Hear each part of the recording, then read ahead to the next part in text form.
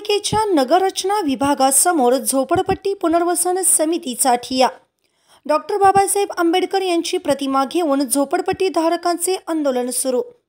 सांगली महापालिकेच्या नगररचना विभागासमोर आज झोपडपट्टी पुनर्वसन समितीने ठिय्या मारला आहे।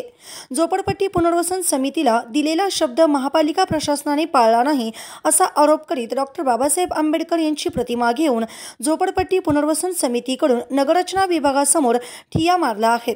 जोपर्यंत झोपडपट्टी पुनर्वसन समितीसाठी स्वतंत्र कार्यालय दिले जात नाही तोपर्यंत ठिय्या आंदोलन सुरूच ठेवण्याचा निर्णय झोपडपट्टी पुनर्वसन समितीकडून घेण्यात आला आहे। या आंदोलनात झोपडपट्टी पुनर्वसन समितीचे अध्यक्ष सुजित काटे, रवींद्र सदामते यांच्यासह समिती सदस्य सहभागी झाले आहेत।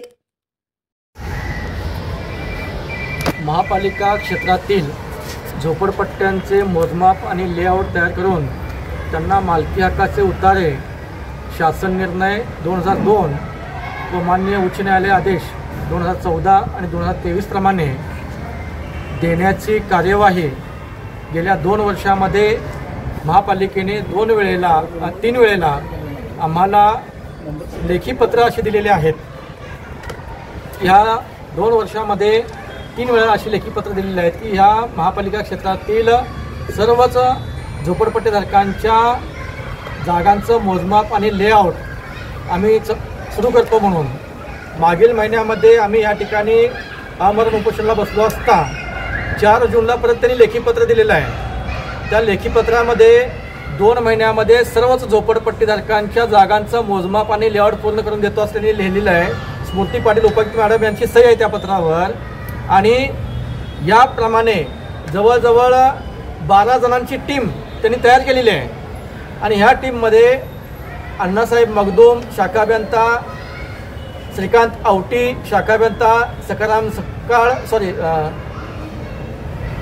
अण्णासाहेब मगदूम, यासीन मंगळवारे, शाहबाज शेख अशा 3 जणांची टीम आणि त्यांच्या पाठीमागे प्रत्येकी 4 माणसं अशी त्यांनी नियुक्त केलेली आहेत।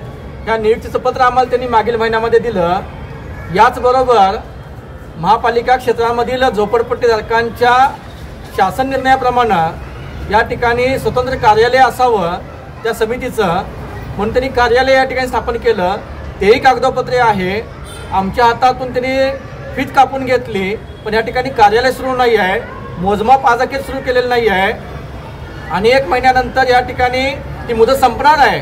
म्हणून मगाशी आम्ही मॅडमना भेटलो असता सहाय्यक संचालक त्यांनी म्हणतात की आमच्याकडे स्टाफ नाही आहे, आमच्याकडे काम करायला तेवढा वेळ नाही आहे, त्यामुळे त्यांना आमचं सांगणं असं आहे आणि इतर कामं आम्हाला आहेत असं म्हणतायत। पण हे जे शासन निर्णय आहेत, उच्च न्यायालयाचे आदेश आहेत, आम्ही या ठिकाणी वारंवार पाठपुरावा करतोय 2013 पासून।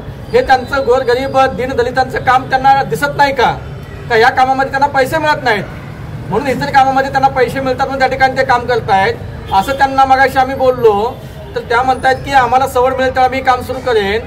हे अतिशय अरेरावीची भाषा त्या ठिकाणी करतायत आणि म्हणून आम्ही या ठिकाणी आता या आंदोलनासाठी बसलेलो आहे। या ठिकाणी जोपर्यंत या झोपडपट्टीधारकांचा मोजमाप ते सुरू करत नाहीत, या ठिकाणी स्वतंत्र कार्यालय सुरू करत नाहीत तोपर्यंत या ठिकाणी आम्ही आता उठणार नाही आहे।